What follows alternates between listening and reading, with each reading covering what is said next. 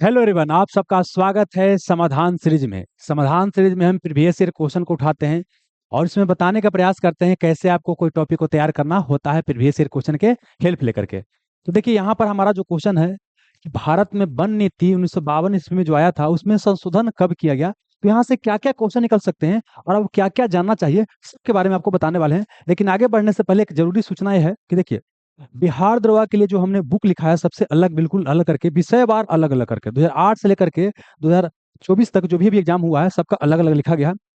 और इसका क्या है कि द सिलेक्शन ऑफ एप्लीकेशन पर आपको बुक सेक्शन से आप बुक ऑर्डर कीजिएगा तो पूरे भारत में जा रहा है। इसी बुक का हमने क्या किया है कि आपको डिटेल सॉल्यूशन करवाया है जो बुक में नहीं भी मिलेगा। ऐसा बुक में इतना सारा इन्फॉर्मेशन दिया गया कि मत पूछिए, लेकिन कुछ अगर छूट भी गया तो आपको डिटेल सॉल्यूशन में एकदम बिल्कुल समझाते हुए वहां पर बताया जा रहा है।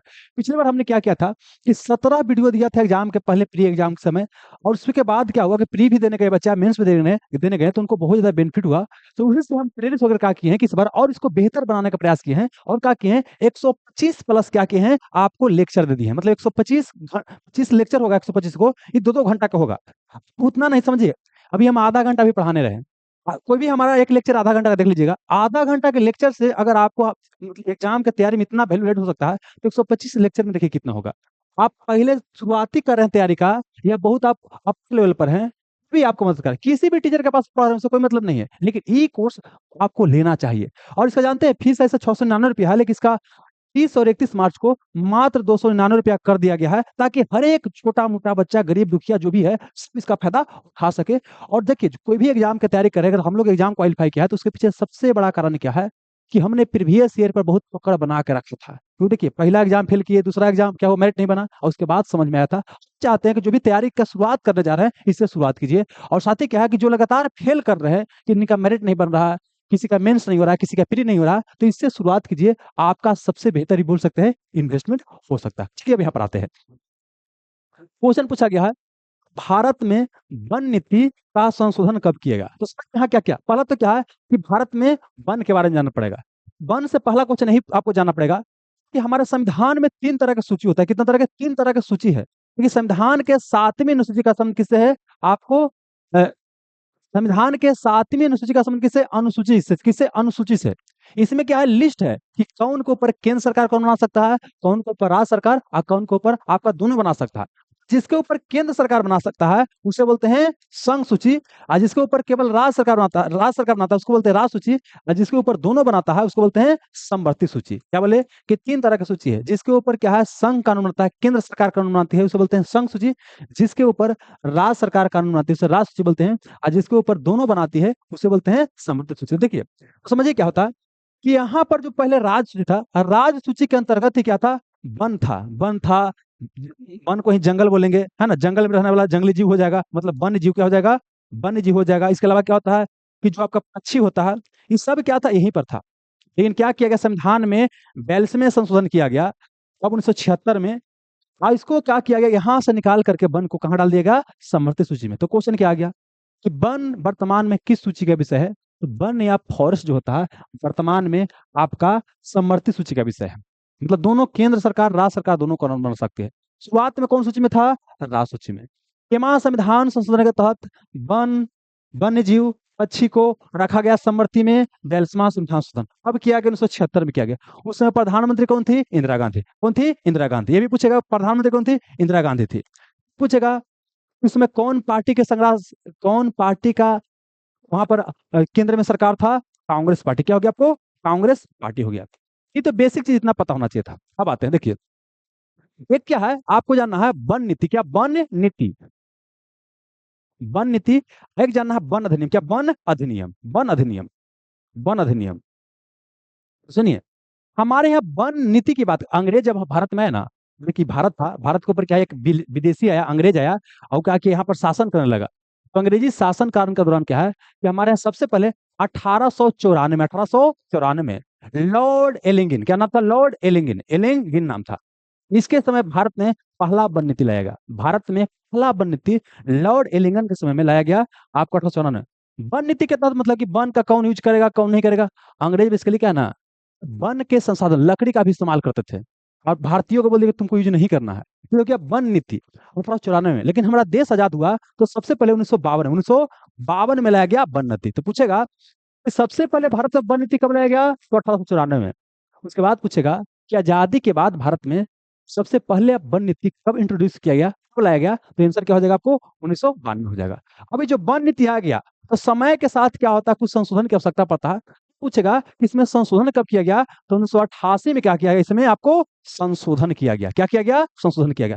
तो यही क्वेश्चन पूछा गया है कि भारत में वन नीति जो 1952 में आया था, इसका संशोधन कब किया गया, तो इसका संशोधन आपका कहाँ किया गया, 1988 में। क्या हो जाएगा आपको, 1988। तो ये आपका आंसर हो जाएगा। सुनिएगा, ये तो हम वन नीति मतलब क्या बोले, फॉरेस्ट पॉलिसी, क्या बोले, फॉरेस्ट पॉलिसी की बात की है। अब पूछेगा वन अधिनियम, फॉरेस्ट एक्ट, क्या पूछेगा, फॉरेस्ट एक्ट, फॉरेस्ट एक्ट पूछेगा। तो फॉरेस्ट एक्ट पूछेगा तो दो बार आया है, आजादी के पहले 1927 में और उसके बाद क्या बोले 1980 में, कि और भी बाद में संशोधन किया गया है। लेकिन फिलहाल दो क्वेश्चन पूछता है कि सबसे पहले भारत में वन अधिनियम फॉरेस्ट एक्ट कब आया था, 1927 में।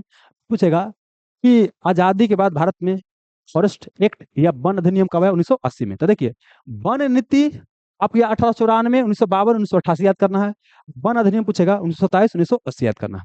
क्या इतना सा काम चल जाएगा, नहीं चलेगा, अभी और याद करना पड़ेगा। देखिए क्या होता है, यहाँ से क्या क्या आपको पढ़ना है, वन के टॉपिक से क्या क्या पढ़ना है। पहले क्या है कि हमारे यहाँ क्या होता है, जो वन गणना, क्या होता है, वन गणना, वन गणना होता है। जैसे देखिए, एक होता है मानव का जनगणना, मानव जनगणना होता है, मानव जनगणना होता है। एक होता है बाघ का हमारे यहाँ जनगणना, बाघ जनगणना होता है, जनगणना होता है। सुनिएगा, जो मानव का जनगणना होता है ये 10 साल पर होता है। कितना साल पर, 10 साल पर होता है। अब बाघ का हमारे जनगणना होता है 4 साल पर। लेकिन वन का जो गणना होता है ये होता है 2 साल पर। तो यहाँ से क्वेश्चन आ गया कि मानव जनगणना कितने साल पर होता है, 10 साल पर।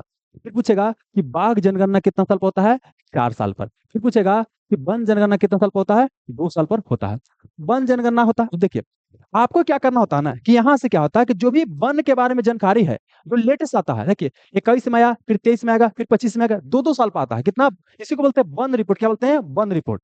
पूछेगा कि भारत में जो वन रिपोर्ट होता है कितना साल पर जारी किया जाता है, 2 साल पर। ऑप्शन भी दे सकता है कि वन रिपोर्ट हमारे यहाँ क्या होता है, प्रत्येक साल एनुअल जारी किया जाता है, ना एनुअल नहीं, क्या हो गया, आई एनुअल, ठीक है ना, मतलब कि 2 साल पर जारी किया जाता है। तो आपको क्या है कि लेटेस्ट जो वन रिपोर्ट में जो भी डाटा रहेगा ना, कि हमारे यहाँ कितना वन कहाँ है, इतना क्षेत्र में है, सबसे ज्यादा वन कहाँ, ये सब आपको जानना होगा। तो ये क्या हो गया आपको, करंट अफेयर। तो हमारा मकसद करंट अफेयर बताना नहीं है, हमारा मकसद क्या है कि जो मेन क्वेश्चन आता है वो बताना है। देखिए, जो आपको स्टैटिक टॉपिक है वो बताते हैं, बाकी जो करंट अफेयर आएगा तो वहां पर ही बता देंगे। यहाँ ये हमारे यहाँ क्या होता है, वन को बचाने के लिए होता है वन महोत्सव। क्या होता है, वन महोत्सव, वन महोत्सव से क्वेश्चन आता है। हमारे क्या होता है कि आप सुने होंगे सुंदरलाल बहुगुणा का नाम सुनो, सुंदरलाल बहुगुणा का नाम सुना होगा। चिपको आंदोलन, क्या सुना होगा, चिपको आंदोलन। वन को बचाने के लिए एक था चिपको आंदोलन, एक था एपीको आंदोलन। चिपको आंदोलन और एपीको आंदोलन के बारे में पढ़ना पड़ेगा। साथ ही क्या है, आपको पढ़ना पड़ेगा यहाँ क्या, वन से संबंधित, वन से संबंधित, वन से संबंधित संस्था, वन से संबंधित संस्था पढ़ना पड़ेगा। वन से संबंधित संस्था पढ़ना, मतलब वन के बारे में वन रिपोर्ट पढ़ना पड़ेगा, करेंट अफेयर को रिलेट करके। वन महोत्सव, चिपको आंदोलन, एपीको आंदोलन और वन से संबंधित क्या पढ़ना पड़ेगा, संस्था। और उतना ही नहीं, एक और पढ़ना पड़ेगा पर्यावरण, क्या बोले, पर्यावरण संरक्षण, पर्यावरण संरक्षण से संबंधित, से संबंधित, संबंधित महत्वपूर्ण व्यक्ति, महत्वपूर्ण व्यक्ति, महत्वपूर्ण व्यक्ति। पूछेगा कि भारत का जल पुरुष कौन होता है, भारत का पक्षी मन किसे कहा जाता है, नर्मदा बचाओ आंदोलन से कौन संबंधित है, इस तरह से पूछा जाता है। तो पहले हम बात करते हैं वन महोत्सव की। देखिए, वन महोत्सव की शुरुआत भारत में आपको 1952 में है। क्या बोले कि वन महोत्सव की बात करते हैं तो भारत में 1952 में ही आपको वन महोत्सव शुरू किया गया। वन महोत्सव, क्या महोत्सव मतलब क्या होता है, त्योहार होता है, वन लगाने की त्योहार, वन लगाने के त्योहार को बोलते हैं वन महोत्सव। क्या बोलते हैं, वन महोत्सव। ये बेसिकली क्या होता है, प्रत्येक साल जुलाई महीना में ही आपको पेड़ लगाने की पूरा बोल सकते हैं कि भारत में पेड़ लगाया जाता है, उसी को बोलते हैं वन महोत्सव। अब सुनिएगा, जब यहाँ वन महोत्सव पढ़े थे संबंधित एक टर्म होता है, उसको बोलते हैं सामाजिक वानिकी। क्या बोलते हैं, सामाजिक वानिकी, सामाजिक वानिकी बोलते हैं। इसी को अंग्रेजी बोलते हैं social forestry, social forestry, forestry. देखिए, पहले समझते हैं वानिकी या फॉरेस्ट्री क्या होता है। जब आप पेड़ पौधा लगाते हैं ना, उसको बोलते हैं फॉरेस्ट्री या वानिकी कहा जाता है। जब गोतिया नैया हित नाता मतलब अगल बगल सब मिल के लगाते हैं, समाज मिल के लगाता है पूरा पेड़ बृहत स्तर पर, है ना, तो उसको बोलते हैं सामाजिक वानिकी। एक बार क्वेश्चन ऐसे पूछा गया था सामाजिक वानिकी किसे कहा जाता है? जब समाज के लोग मिल करके पेड़ पौधा लगाते हैं उसे कहते हैं सामाजिक वानिकी। क्या कहते हैं? सामाजिक वानिकी कहा जाता है। ठीक है, चलिए। अच्छा, इससे संबंधित एक और हमको ध्यान आ रहा है, उसको भी बताते हैं। एक होता है सेक्रेड ग्रुप। क्या होता है? ये क्वेश्चन यूपीएससी में पूछा गया है। सेक्रेड ग्रुप, सेक्रेड ग्रुप क्या होता है? सेक्रेड ग्रुप क्या होता है? देखिए, कई एरिया में क्या होता है ना कि आपको पेड़ पौधा को पवित्र मान कर उनका पूजा किया जाता है। खास करके हिंदू धर्म में देखते हैं तुलसी जी का पूजा होता है। लड़के लोग देखते हैं देखो बर पूजा होता है, बर का पूजा करता है, लोग पीपल का पूजा करता है। मतलब कि हमारे यहाँ पेड़ पौधा को क्या करता है? पवित्र मान के पूजा जाता है। और खास करके जो जंगल में रहने वाले लोग होते हैं वो क्या करते हैं? पेड़ को बहुत ही पवित्र मानते हैं। पेड़ को इतना तक पवित्र मानते हैं कि उसके फल नहीं तोड़ते हैं, उसका पत्ती नहीं तोड़ते हैं। भले गिर गया तो उसका यूज कर लेंगे, लकड़ी गिर गया तो यूज कर लेंगे, फल गिर गया तो खा लेंगे, लेकिन ऐसे नहीं तोड़ेंगे। तो जंगल एरिया में क्या है, बहुत सारा क्या है कि पेड़ पौधा होता है, उन्हीं को कहते हैं सेक्रेड ग्रुप। सेक्रेड मतलब क्या? तो पवित्र। मतलब कि ऐसा पेड़ पौधा जिनको पवित्र मान करके पूजा जाता है उन्हें बोलते हैं सेक्रेड ग्रुप। बेसिकली क्या है, आपको जो जो जनजाति रहते हैं, जो जंगल में रहते हैं, आदिवासी वगैरह, तो उनके बारे में क्या है ये पूछा जाता है कि सेक्रेड ग्रुप का क्या करते हैं? पूजा करते हैं। मतलब जंगल के पेड़ पौधा का पूजा करते हैं। तो ये हो गया आपका सेक्रेड ग्रुप हो गया। अब यहाँ पर आइए दोस्त, आइए देखिए। अब है कि चिपको आंदोलन क्या होता है? चिपको एपिको को एक साथ आपको याद करना पड़ेगा। क्या बोले? चिपको और एपिको क्या है? पहले समझिए चिपको और एपिको। चिपको और एपिको समझिए। देखिए दोस्त, एक क्या हो गया आपका? भारत हो गया। देखिए, एक मोटा मोटी हम मैप ड्रा करते हैं, स्केल पर मत जाइएगा। आइए,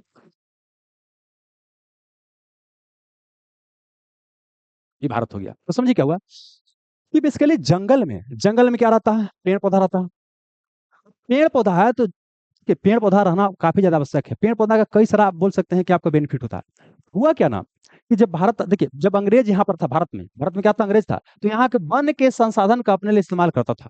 जब भारत आजाद हो गया तो फिर भी क्या हुआ कि जंगल का क्या हुआ कि लोग इस्तेमाल करना जारी रखा। और खास करके क्या होता है कि जंगल को दे दिया जाता है कि व्यापारी वगैरह को काट करके अगर आप पलंग बनाओ, ये बनाओ, वो बनाओ करके बेचो। ठीक है ना? तो यहाँ पर क्या हुआ कि वन को काटने के लिए क्या हुआ, जिनको कॉन्ट्रैक्टर को दिया गया था वो आ गए अपना आरा और लेकर के वन काटने के लिए। ये बात है कहाँ? उत्तराखंड के। कहाँ? उत्तराखंड के चमोली डिस्ट्रिक्ट। क्या बोले? उत्तराखंड। उत्तराखंड के चमोली जिला। क्या बोले? चमोली जिला में आ गया। जब यहाँ पर आ गए तो बेसिकली क्या कि महिला लोग क्या की कि पेड़ को काट के चिपक गई। बोले कि पेड़ को काटेगा तो पहले हमरा काटे पड़ेगा। मतलब पेड़ को काट के चिपक गया। तो चिपकने वाला आंदोलन, पेड़ से चिपकने वाला आंदोलन को बोलते हैं चिपको आंदोलन। इनका का नाम क्या था? पेड़ पौधा का बहुत इंपॉर्टेंट रोल होता है, खास करके महिलाओं के जीवन में होता है, और बाकी तो पूरे भारत के जीवन में होगा। तो इसको आप काट रहे हैं तो ठीक नहीं है। अब काट क्यों रहे हैं? इससे पर्यावरण का नुकसान पहुंच रहा है, सारा का सारा बेनिफिट कुछ खास व्यापारी वगैरह को मिल रहा है। तो यहाँ पर क्या हुआ कि इनको एक नेता मिला जिनका नाम था सुंदरलाल बहुगुणा। क्या मिला? सुंदरलाल बहुगुणा। सुंदरलाल बहुगुणा। और सुंदरलाल बहुगुणा कोई लड़की नहीं है, क्या लड़का है? बहुगुणा। और इनका कोरोना के दौरान मृत्यु हो गया था। तो क्वेश्चन पूछ सकता है, तो सुनिए। चिपको आंदोलन क्या है? कहाँ शुरू हुआ? उत्तराखंड से। कहाँ? उत्तराखंड के चमोली डिस्ट्रिक्ट से शुरू हुआ है। चिपको आंदोलन क्या है? आपको पेड़ पौधा को या जंगल को पूछेगा किससे संबंधित है, तो पेड़ पौधा या जंगल को बचाने से संबंधित क्या है? आंदोलन है। इसका नेता कौन है? सुंदरलाल बहुगुणा। इसमें क्या किया गया कि पेड़ को कोई काटने आया तो हम पेड़ से चिपक जाएंगे, पहले हमारा काटो फिर पेड़ काटो। समझ में गया? अब क्या है देखिए, पूछेगा स्टेटमेंट कि चिपको आंदोलन के बारे में क्या सही नहीं है, क्या सही है। तो देखिए, पहला तो सबसे देगा स्टेटमेंट, फिर पूछेगा चिपको आंदोलन में क्या है? हिंसा का प्रयोग किया गया नहीं। देखिए, यहाँ के लोग हिंसा का प्रयोग नहीं कर रहे थे। उनका नाम क्या था? जैसे महात्मा गांधी बोलते हैं ना कि एक गाल पर मार रहे हो तो उसका दूसरा गाल बढ़ा दो, कि लो यहू पर मार लो।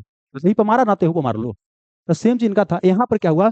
गांधीवादी तरीका का प्रयोग किया गया। गांधीवादी तरीके का प्रयोग किया गया। मतलब कि अहिंसक विरोध। क्या बोलते हैं? अहिंसक विरोध। यहाँ पर अहिंसक विरोध किया गया। अहिंसक विरोध किया गया मतलब बिना कोई हिंसा का विरोध यहाँ पर किया गया। तो इस तरह से पूछता है कि यहाँ गांधीवादी तरीके का प्रयोग किया गया कि नहीं, तो किया गया। अब आगे देखिएगा, यह आंदोलन जानते हैं उत्तराखंड से फैला, अब पूरा उत्तर भारत में क्या हो गया? फैल गया। तो इसी से प्रेरणा लिया गया। यहाँ पर आपका कर्नाटक, यहाँ पर केरल, यहाँ पर क्या? कर्नाटक है।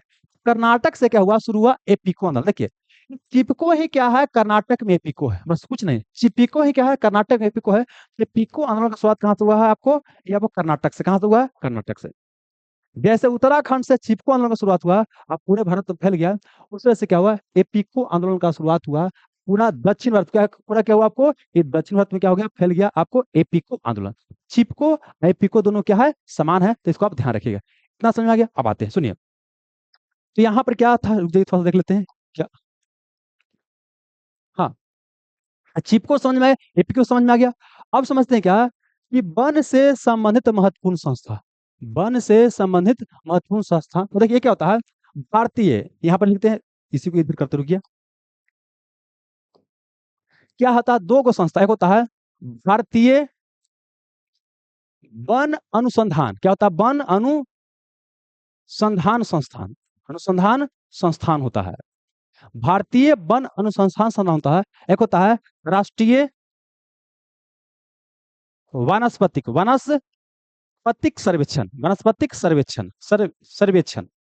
देखिए दोनों संस्था से ये वाला ज्यादा क्वेश्चन पूछता है, दोनों पूछा जाता है, आपको याद करना है, बिहार दुर्गा में क्वेश्चन पूछा गया, सुनिए, भारतीय वन अनुसंधान संस्थान पूछेगा, या इसी को पूछेगा भारतीय वानिकी अनुसंधान संस्थान, तो इसका मुख्यालय कहाँ है, उत्तराखंड के देहरादून में, उत्तराखंड के देहरादून में, उत्तराखंड के देहरादून में, देहरादून में। क्या बोले दोस्त, कि भारतीय वन अनुसंधान संस्थान का मुख्यालय कहाँ है, उत्तराखंड के देहरादून में है, लेकिन नहीं पूछेगा कि भारतीय वनस्पतिक सर्वेक्षण का मुख्यालय कहाँ है, तो कहाँ है, कोलकाता में, कहाँ आपको, कोलकाता, कलकत्ता बोलिए, कोलकाता बोलिए, बात सेम है, ये कब पड़ता है आपको, पश्चिम बंगाल में, कहाँ पड़ता है आपको, पश्चिम बंगाल में पड़ता है, पश्चिम बंगाल में पड़ता है, तो दो हो गया। पर्यावरण से यदि वन से संबंधित महत्वपूर्ण संस्था, भारतीय वन या वानिकी अनुसंधान संस्थान का मुख्यालय कहाँ, उत्तराखंड के देहरादून में है, राष्ट्रीय वनस्पतिक सर्वेक्षण का मुख्यालय कहाँ है, आपको कलकत्ता पश्चिम बंगाल में है। अब सुनिए क्या हुआ, यहाँ पर है पर्यावरण से संबंधित महत्वपूर्ण व्यक्ति, महत्वपूर्ण व्यक्ति, तो यहाँ पर क्या है, आपको देखिए चार व्यक्ति का नाम याद करना है, पर्यावरण से संबंधित क्या है कि आपको चार व्यक्ति का नाम याद करना है, कितना का, चार का। पहला क्या है आपका, सुंदरलाल बहुगुणा, जो कि जान चुके हैं, सुंदर लाल बहुगुणा, सुंदरलाल बहुगुणा की बात करते हैं, तो सुंदरलाल बहुगुणा का संबंध किससे है, चिपको आंदोलन, और चिपको आंदोलन क्या है, आपको पेड़ पौधा या जंगल को बचाने का आंदोलन है। अगला जानना है क्या, मेधा पाटेकर, क्या आपको, मेधा पाटेकर, देखो नाना पाटेकर होता है जो कि सिनेमा से संबंधित है, ये है मेधा पाटेकर। ये नर्मदा नदी पर बांध बना गया और उसके कारण कई सारा एरिया डूब गया, तो उसको बेसिकली क्या है, इनका नाम था कि नर्मदा को बचाना जरूरी है, तो इनका संबंध क्या है, नर्मदा बचाओ, नर्मदा बचाओ, नर्मदा बचाओ आंदोलन। मेधा पाटेकर का संबंध किससे है, नर्मदा बचाओ आंदोलन, नर्मदा बचाओ आंदोलन, समझ में गया। अब क्या है, एक पूछता है भारत का जल पुरुष, पूछता है भारत का जल पुरुष, भारत का जल पुरुष या बोलते हैं वाटर मैन ऑफ इंडिया, चाहे तो भारत का जल पुरुष बोलिए, चाहे बोलिए भारत का वाटरमैन, वाटरमैन ऑफ इंडिया, तो यह कहते हैं राजेंद्र सिंह को। देखिए भारत में पानी बचाने के लिए राजेंद्र सिंह द्वारा बड़ी प्रयास किया गया, तो इसी कारण से इनको बोलते हैं, राजेंद्र सिंह को भारत का जल पुरुष या Waterman of India Rajendra Singh को कहा जाते हैं। एक है डॉक्टर राजेंद्र प्रसाद, डॉक्टर राजेंद्र प्रसाद भारत के प्रथम राष्ट्रपति रहे, वो अलग व्यक्ति हैं, ये राजेंद्र सिंह क्या है, आपको अलग व्यक्ति है। एक पॉइंट और आपको याद करना है, भारत का पक्षी मैन, भारत का पक्षी पुरुष, भारत का पक्षी पुरुष, इन्हीं को बोलते हैं bird man of India, bird man of India, Bharat का पक्षी पुरुष ही आपको कहते हैं सलीम अली को, क्या बोलते हैं, सलीम अली को। देखिए पक्षियों को बचाने के लिए सलीम अली साहब द्वारा बहुत सारे प्रयास किया गया भारत में, इसीलिए इनको बोलते हैं पक्षी पुरुष सलीम अली को। तो क्या बोले, सुंदरलाल बहुगुणा चिपको आंदोलन से संबंधित है, मेधा पाटकर नर्मदा बचाओ आंदोलन से संबंधित है, जल पुरुष राजेंद्र सिंह को कहा जाता है, पक्षी पुरुष सलीम अली को कहा जाता है। इतना आ गया, इतना कम से कम पता आपको होना चाहिए था। बाकी हम क्या करते हैं कि आपका जो नोट्स है, ये नोट्स जो आपको मिलेगा द सिलेक्शन टेलीग्राम चैनल से फ्री ऑफ कॉस्ट में डाउनलोड कर लीजिएगा। आइए इसको हम पढ़ के आपको बता देते हैं ताकि आपको अपने से पढ़ने में परेशानी ना हो। आइए भारत में पूछता है, यहाँ पाइए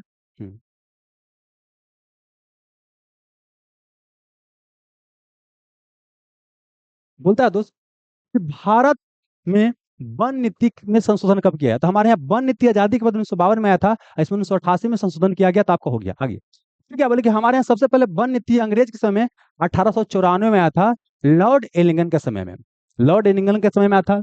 आजादी के बाद भारत में सर्वप्रथम वन नीति फॉरेस्ट पॉलिसी आया 1952 में।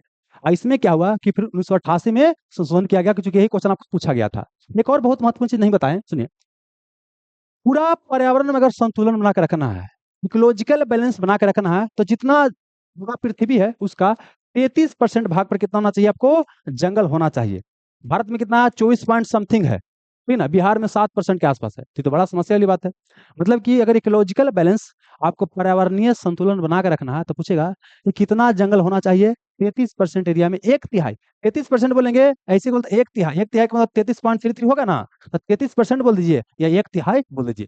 क्वेश्चन कैसे पूछ सकता है, राष्ट्रीय वन नीति के अनुसार पारिस्थितिकीय संतुलन इकोलॉजिकल बैलेंस के लिए देश के कुल क्षेत्रफल का कितना प्रतिशत भाग पर जंगल होना चाहिए? तो 33% भाग पर जंगल होना चाहिए। आगे चलिएगा, जंगल या वन कौन सूची का विषय है? आपको समवर्ती सूची का विषय है। पहले कौन सूची का विषय था? राज सूची का विषय था। इसको समवर्ती सूची में किस संविधान संशोधन का तहत डाला गया? तो 42वां संविधान संशोधन का डाला गया। और कब डाला गया? 1976 में इंदिरा गांधी के शासनकाल में कांग्रेस पार्टी की सरकार था। यही 42वां संविधान संशोधन को मिनी संविधान कहा जाता है, क्योंकि संशोधन के जरिए भारतीय संविधान में बहुत चीज का प्रवेश करवाया गया, बहुत चीज डाला गया। तो 42वां संविधान संशोधन को छोटा संविधान या मिनी कॉन्स्टिट्यूशन कहा जाता है, तो इसको भी ध्यान रखिएगा। आगे बढ़िए, वन के अलावा वन्य जीव और पक्षी इस सब कहाँ था? समवर्ती सूची में।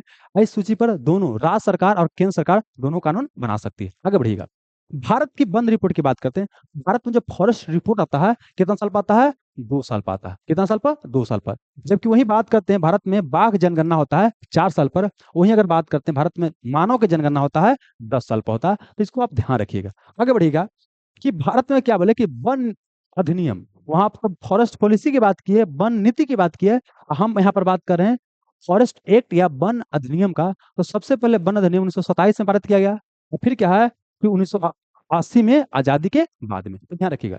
फिर क्या बोले, वन महोत्सव क्या होता है? वन महोत्सव क्या होता है? वन या पेड़ पौधों को त्योहार है, मतलब पेड़ लगाने का एक त्योहार, इसको बोलते हैं वन महोत्सव। अब वन महोत्सव कब शुरू किया? 1950 में। याद रखिएगा, वन महोत्सव का शुरुआत कब किया गया? 1950 में किया गया। किसके द्वारा किया गया? तो डॉक्टर के एम मुंशी। क्या? डॉक्टर के एम मुंशी द्वारा भारत में वन महोत्सव का शुरुआत किया गया। तो ये भी क्वेश्चन पूछ सकता है कि वन महोत्सव का शुरुआत किसने किया था? के एम मुंशी ने। प्रत्येक साल जुलाई महीना में क्या होता है कि सब मनाया जाता है वन महोत्सव। वन महोत्सव क्या है? पेड़ लगाने को समर्पित क्या है? त्योहार है। इसमें पेड़ लगाने पर जोर दिया जाता है। आगे बढ़िएगा, क्या है कि वन को बचाने के लिए हमारे यहाँ क्या है, 2 आंदोलन चला है। एक क्या बोलते हैं, चिपको आंदोलन, जो उत्तराखंड के चमोली जिला से शुरू हुआ है। इसमें गांधीवादी तरीका का प्रयोग किया। इस पर हाईलाइट करें, इसको ध्यान रखिएगा। गांधीवादी तरीका का प्रयोग किया गया, मतलब क्या? अहिंसक विरोध, शांतिपूर्ण विरोध का रास्ता अपनाया गया।